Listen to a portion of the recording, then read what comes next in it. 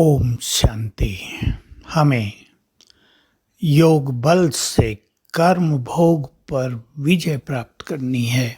कर्म भोग माना शारीरिक बीमारियां या मानसिक बीमारियां। हम सब जानते हैं जो कुछ किसी के भी साथ हो रहा है उसके जिम्मेदार वो स्वयं हैं।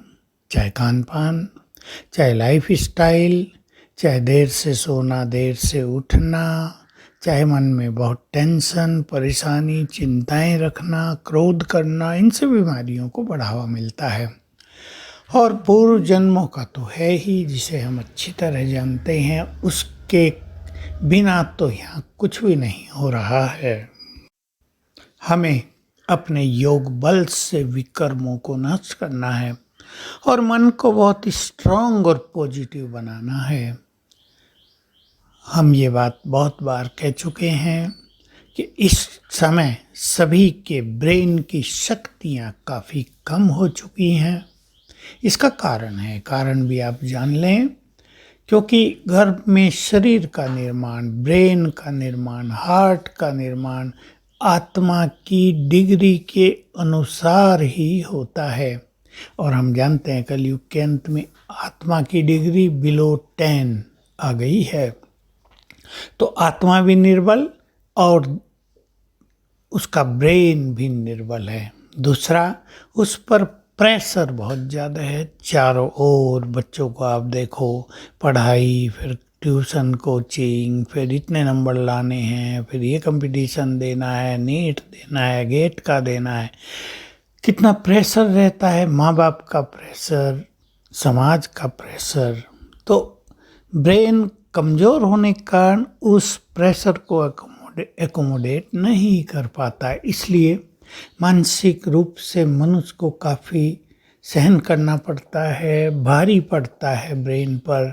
हम सभी अपने को स्ट्रॉन्ग बनाएंगे राजयोग मेडिटेशन के द्वारा, और कुछ ऐसा अभ्यास करेंगे जिससे हमारे ब्रेन को भी पावर मिले और मन को भी बहुत शक्तियाँ मिलती रहे। ये आजकल ज़रूरी है। जैसे शरीर को हम यूज करते हैं तो हम भोजन, पानी, चाय, दूध सब लेते हैं ना। अगर हम लें ही नहीं और शरीर को केवल यूज ही करते रहें तो शरीर एक दिन बहुत कमज़ोर हो जाएगा और हमें जवाब दे देगा।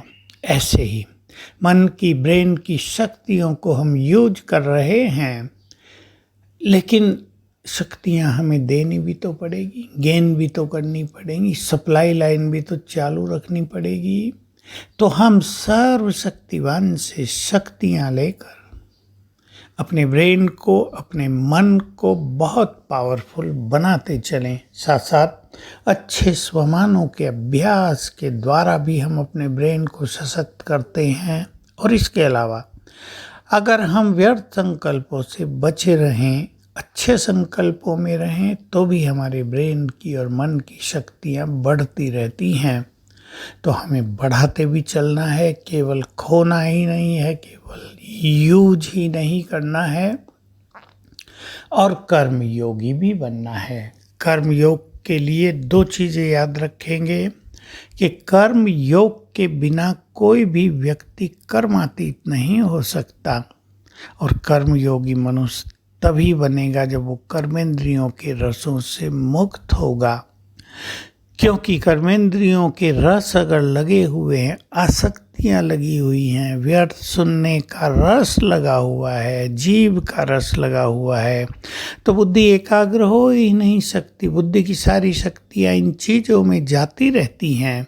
और यदि हम फिर बुद्धि योग को सर्वशक्तिवान से लगाना चाहें तो वो नितांत कठिन हो जाता है, क्योंकि पहले ही ब्रेन और मन काफ़ी कमज़ोर हैं। आइए हम सभी कर्म योगी बने।